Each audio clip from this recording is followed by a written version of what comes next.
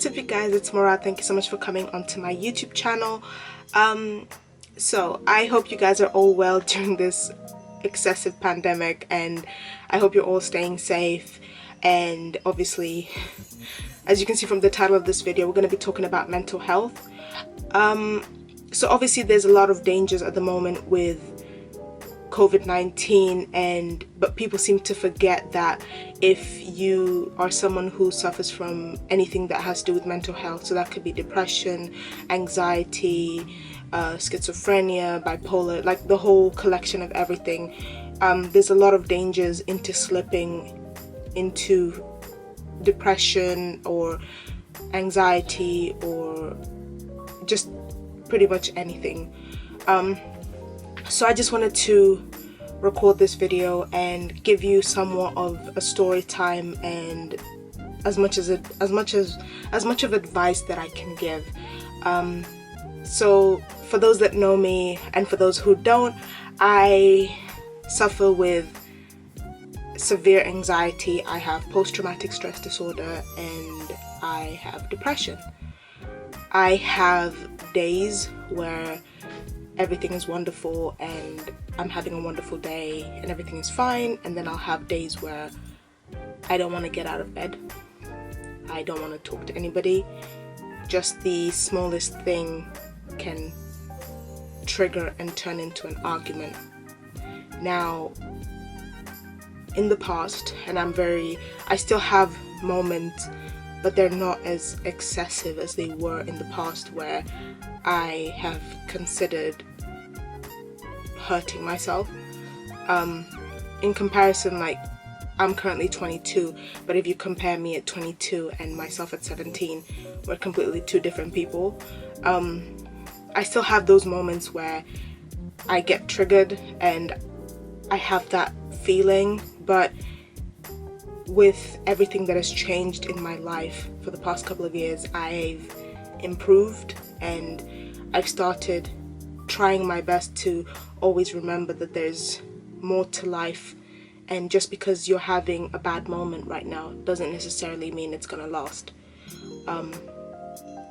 So obviously with the COVID-19 situation, there's a lot of dangers of slipping into being depressed or having anxiety, or just having those days where nothing really seems to work, nothing is going to the speed that it should be, or you're applying to school and they haven't responded, or you're trying to go to university but you're doing your qualifications so that you can get there, or you finished the qualifications but the grade was just a couple of things lower and the university that you wanted to go to has declined. There's just jobs, life in general. So I just wanted to, share with you guys my situation and how I managed to deal with, my day-to-day spikes. So if you see me looking down, I've got some notes on my phone and we're just gonna go through it slowly. So the first thing that I'd like to put out there is don't lock yourself away. Let's just say it that way. Don't lock yourself away. Now, there's just so many different things that you can do. For example, obviously with the current COVID situation, don't lock yourself in your bedroom. If you live with your family members, go outside and sit in the garden if you have a garden, or if you have a living room and you've got parents or siblings or housemates, go sit with them. It may be a little bit uncomfortable and you might feel a little bit shy, but just try and have a conversation with people that you're living with. There's a lot of situations where you will have moments in your head and you will start questioning everything. It's just safer to socialize. That's all I can say, just socialize. Number 2 is work on your creativity. Not everybody has to be a creative person, but just buying some, paint palettes off Amazon, or reading a book, finding something to pretty much watch on YouTube, or binging a show and pretty much falling in love with the characters and the actors, or even a movie, getting some movies on Netflix. I mean, Netflix isn't as expensive as it could be, like it used to be when I was younger. It wasn't expensive, but for me as a kid it was too much money. Just, you know, build your creativity, you know, spend some time with your family and things like that. Number 3, I would say learn a new language. Now, at the moment, my little sister's been using Duolingo. This isn't sponsored at all, but she's been using Duolingo to learn how to speak Spanish again. We did Spanish in school, but there's some parts of the language we can understand, but not fully. And I'm currently watching K-dramas, and I'm watching anime, Black Exorcist, and quite a few K-dramas to learn how to speak Japanese and how to speak Korean. I don't know if I'm ever going to go to those countries. Hopefully, fingers crossed, let's manifest it. But, you know, learning a new language. I speak 3 languages already, so I feel like becoming a polyglot is something that I'm just in love with, and I'm envisioning it. And you never know, we might start making videos about languages and me learning my languages and teaching myself. What I would say is use movement to take care of your mental health. For example, having some short workouts, going into your garden and doing some yoga, even though, you know, you've got neighbors everywhere watching you, dancing, just putting on some crazy music and just dancing to your heart's content. Simple things like that, really, you get those endorphins running it through your body. Do some meditation, just put some music on, write down, journal, pretty much anything that's in your head.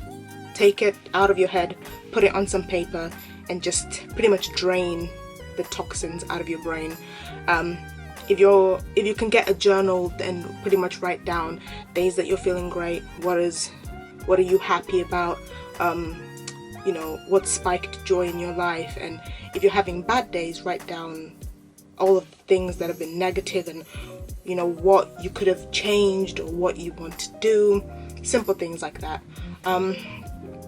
You know, just finally the list, I'm gonna put it down as a list. I'd say eat well, make sure that you're eating enough food.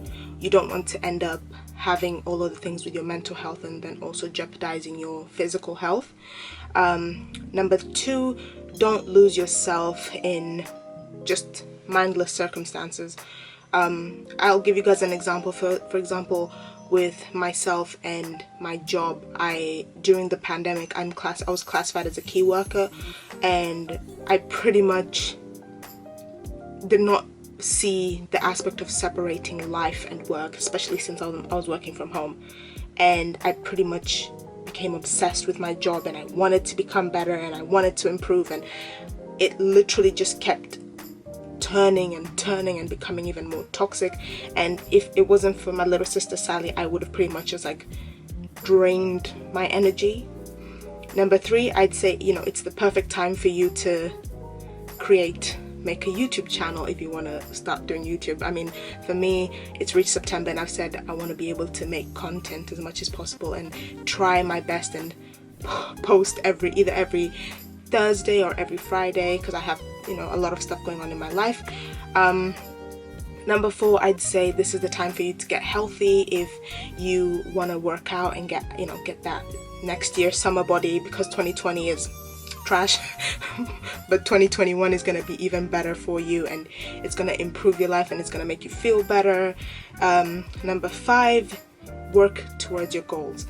Don't just accept that, oh my god, COVID has happened, I'm locked in my house, I'm staying in my house, I'm not doing anything with my life. Read a book. You know, for example, I've been currently reading this book, and this book, it literally teaches you everything, or it explains to you everything that has to do with money. And I literally realized that I'm 22 years old and I don't know anything about taxes. I get taxed when I work, but I don't know anything about what happens with that money. For example, let's just open a random page. Like, for example, you know, saving account to help you buying a house, help to buy an ISA. Girl, I don't even know what the hell an ISA is. But yeah, no, this book is got a lot of stuff, and it's United Kingdom based. So, you know, it's by a woman by the name of Laura Watley. So I'll leave it linked down below so you guys can have a look at it and pretty much be shocked as much as I am, because I don't even know what a credit score is. I mean, I do, but I don't, you know, and it's just learning as much as, you know, everything you need to know about tax. So, you know, we'll get on with that. But either way, just to finish off, you know, show love to yourself and show love to the family that you have. And, you know, I can completely understand how difficult mental health is, being someone who struggles with it. But the older I've gotten, the more I've realized that there's more to life than sitting down and just, as people might think of it, if someone really hasn't gone through anything that has to do with mental health, which is just bullshit, a lot of people will start to make you feel like it's not something that is real. You're forcing it, you're pretending, you're pretty much pushing yourself and making yourself feel awful for no reason.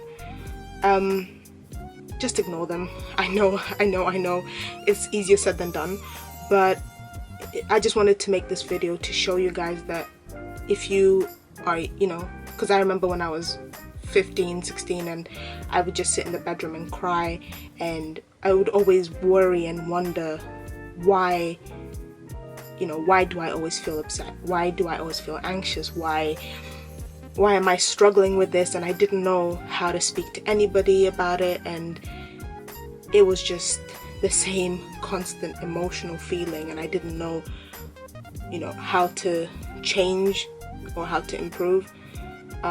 You're not on your own. I can promise you that. You're not alone. Obviously with mental health, a lot has improved in the past 10 years, and it's just, it's gonna get better. I can promise you that. The moment you start seeing life in a different aspect, the better it becomes. So, you know, as an older sister to you, as an older sister to my little sister, and, you know, I'm an auntie, I'm a niece, I'm a sister, I'm a daughter, you know, there's a lot that's gonna get better. Just, you have to find it for yourself. Anyways, I hope you guys are having a wonderful day, and always remember, live, love, and prosper, and I will see you guys next week. Bye.